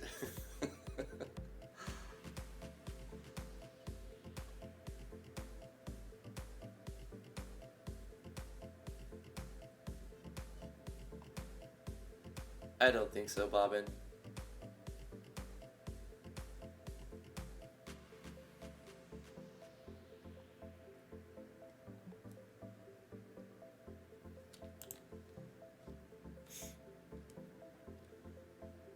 But what if somebody wants to consume it? Make it consumable. A lovely piece of driftwood that has been banished from the island prison.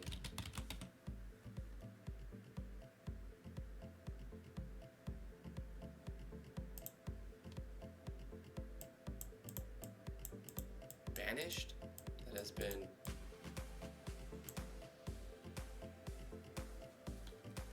No, that has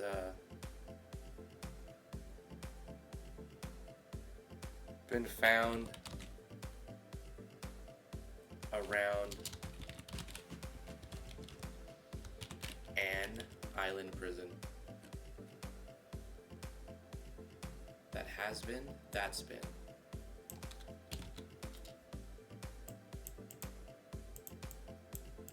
Found what? Floating.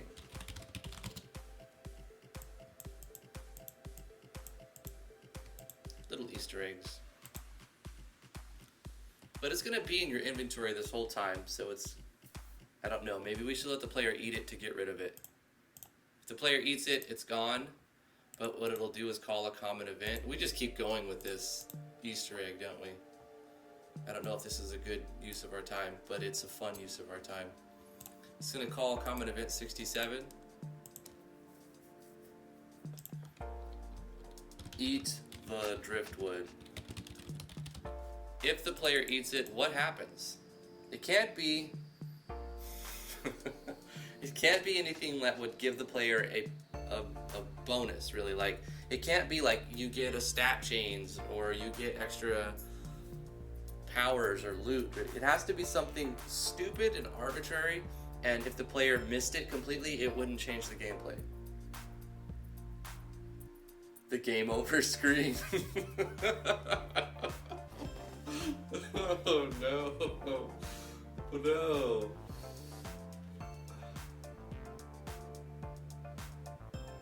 It helps with the high fiber diet. Splinters in the mouth. I mean, the funniest thing is game over screen. Have it be a fake game over screen. There you go. I like the combination ideas between Royal and Docweez.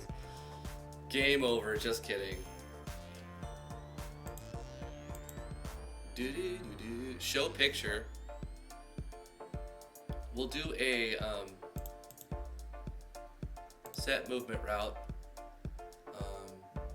Is there a way just to block the player If we say speed, no, frequency is not 0, no.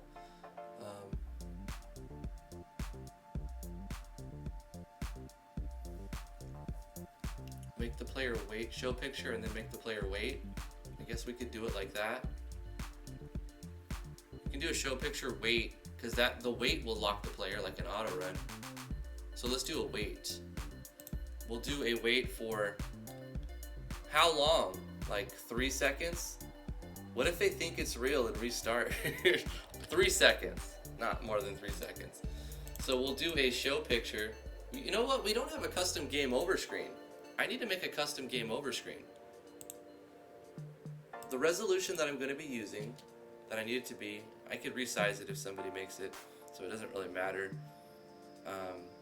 too much, as long as it's close to a 16:9 aspect ratio. The resolution that we're going to be using is 1104. I can't remember my resolution. It's so odd. It looks 1104 by 624. 1104 by 624. So we're going to make a new 1104 by 624. Delete the background, turn off the grid. Wait, hello, delete the background. Oh, you can't. Okay, create a new layer, delete the background, turn off the grid.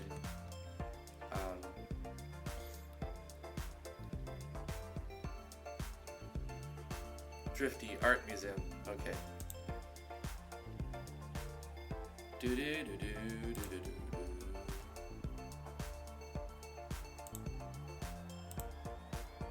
A driftwood icon.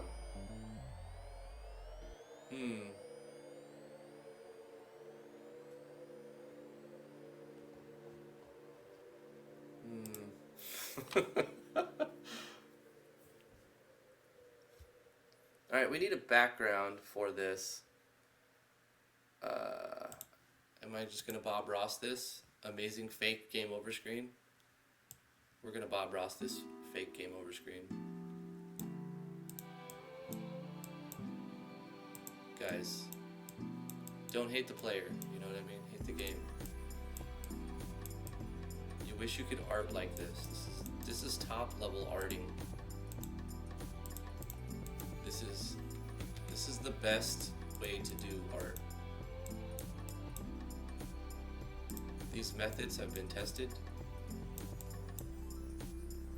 and they are foolproof. They're foolproof methods. You don't change the size. It's important that you don't change the size of your brush, because then you don't have that sameness. Alright, I'm trying, okay, I'm trying. I don't know very well how to make this not suck, but I'm trying. You could do some grass, maybe? Oh, that's not grass. That's not grass. That could work as grass. And then some other grass, yellowish maybe? Nope, do red.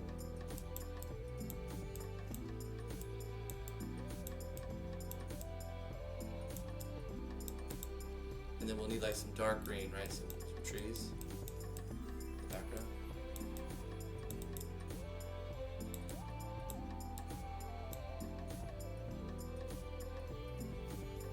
Like Purple Mountain Majesty, something like that. And it's important you put everything on the same layer, right?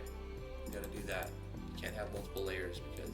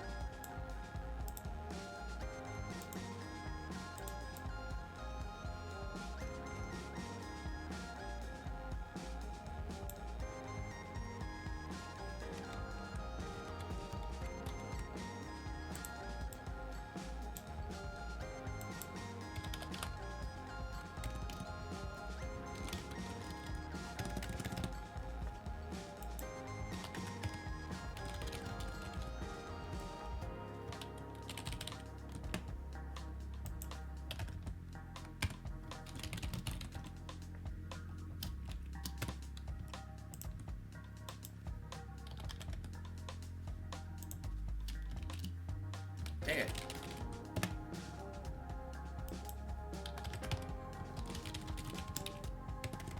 Seriously? There we go.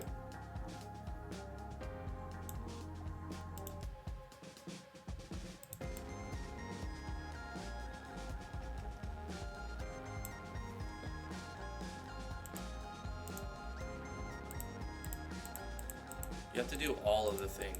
This is how it looks good. This is how you have to make it look good. You have to do everything.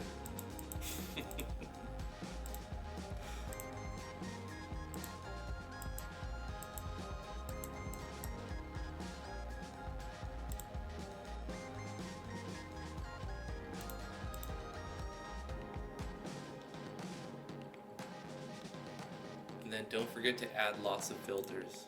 See, every time you add a new filter, it improves the quality. Ask Royal, he knows.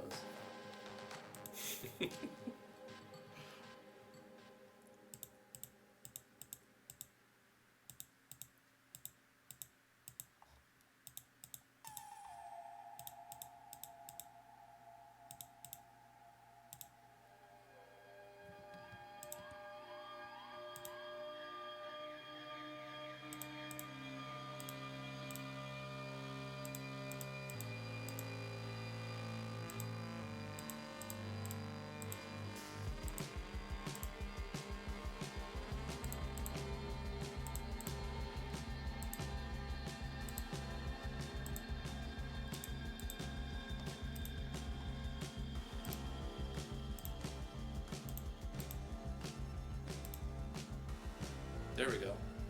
Strangely enough, that did improve it. It looks different and more basic.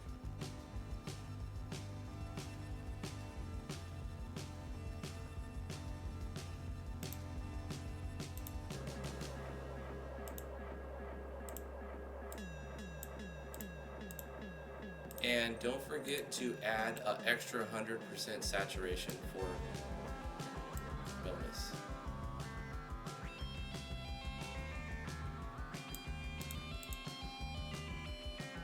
Perfect. I think we nailed it, guys. Good job. We nailed it.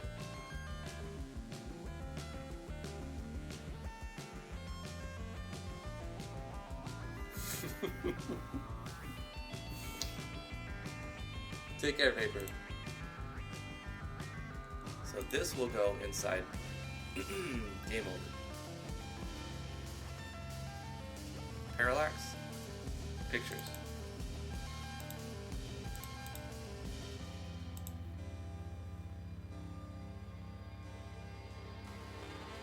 System.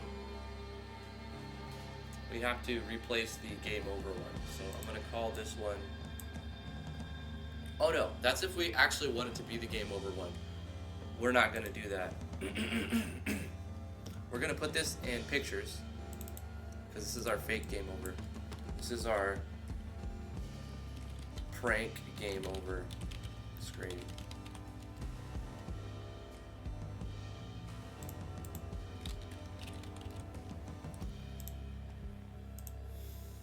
Alright. Inside the common event that gets called, when you eat the driftwood,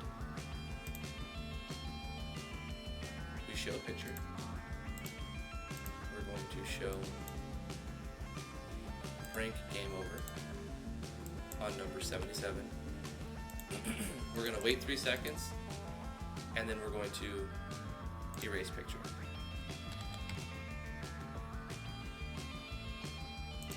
And it doesn't do anything else, it just consumes the item. What we can do is have it give back the item, so if the player wants to keep using it, they can. But it would just be a clunky item that they're forced to have, so we're going to let them use it to get rid of it. Then add choices no and no. I don't want it to be a complete troll game. Drifty, will you use my driftwood sprite? I like mine. I like mine, Mushi.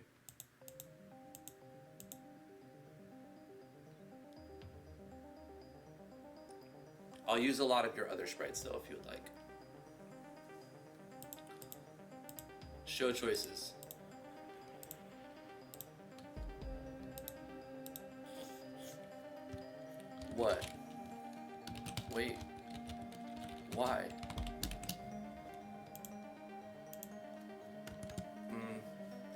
we can say, not right now.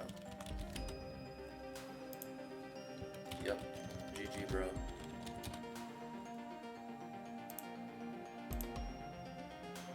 So we're going to default to 1, and we're going to disallow cancels, so they have to pick something. So if they say, what, wait, why? It doesn't do anything. If they say, not right now, it doesn't do anything. If they say, yep, GG, bro, it'll game over the game. It'll actually call the game over.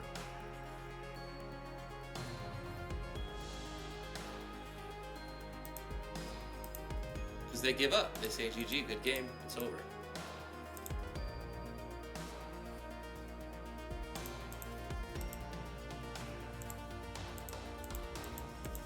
So we give them 2 choices that will not let them game over. Default to one of them, and then if they do say game over, GG, then it's game over. Well, I guess we need to test this then, don't we? This is the most stupid, arbitrary thing to put in a game. Why would we ever want to do that? Because why not? Because we can.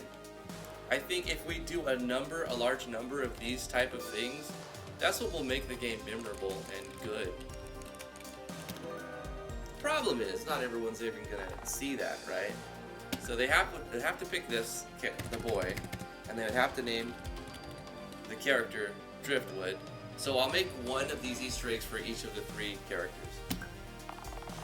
You are not the Driftwood, or are you? Anyway, here's a commemorative piece of wood. I actually want to fix that and call it piece of wood you obtained.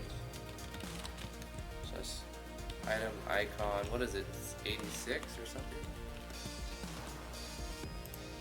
It is 71.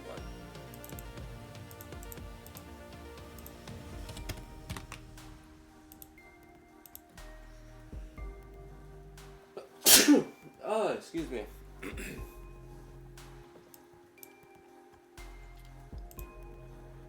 That way it shows the icon, the sweet turd icon, I mean Driftwood icon. And a nice slurpy sound effect. Actually, we should do the sound effect before the text. Cut. Okay, so they hear it as they're reading it.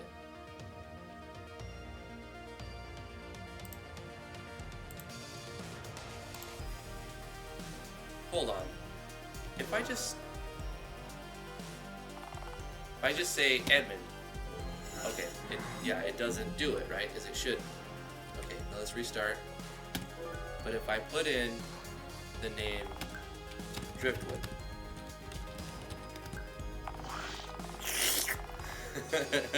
you're not the Driftwood, or are you? Anyway, here's a commemorative piece of wood. You've obtained Driftwood.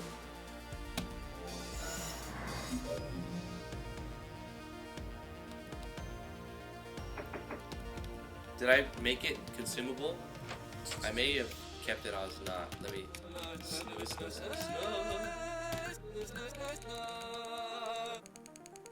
The player won't start with all this stuff. A lovely piece of driftwood that's been found floating around an island prison. I made it not consumable. Okay, I gotta go back to the items. Consumable, yes. Occasion, menu screen. Only menu screen. Scope, none. Because it's just you use it, it calls the common event. Okay.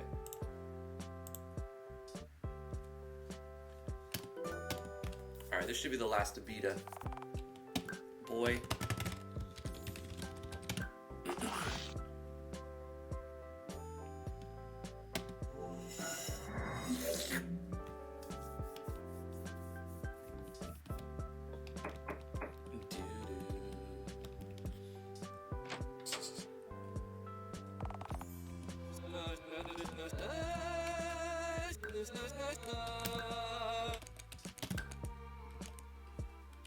And if you eat it, game over. What? Wait, why? Nothing happens and it uses the item. and that's it. You ate it, and it was a little mini Easter egg. That's all it does. This will cause the player to replay the game. Like, wait, what happens if you say the other things? You know, they'll get, you know, a little bit of interest. I don't know. I think it's cool. That's what we're going to end the stream. We did the start screen faster than I thought, so we made some arbitrary event. This turned out really well. I'm super happy with the start menu now. So thank you, High Blitz, for making the artwork for that. And we did a good job of everybody's ideas and my own ingenuity. Put together a nice little menu. So thank you guys for coming to the stream. That's where we're going to end it for today. You guys are awesome. Remember to stay awesome. If you'd like to support what I do, please back me on patreon.com/driftwoodgaming.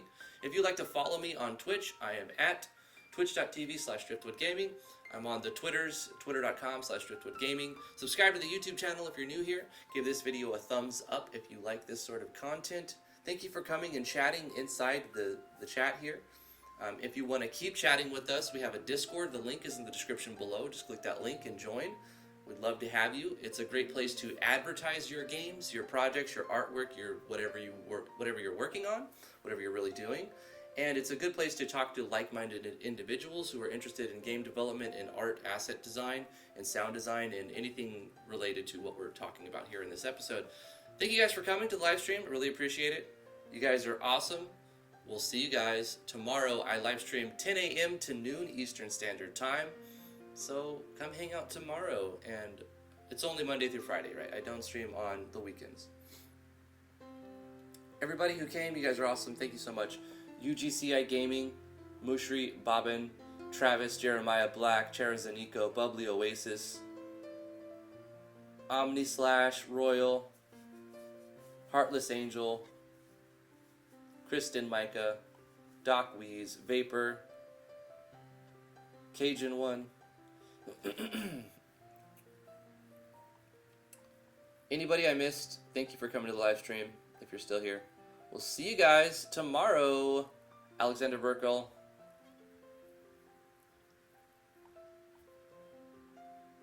And for those of you lurkers, I know what you're waiting for. And X is going to give it to you.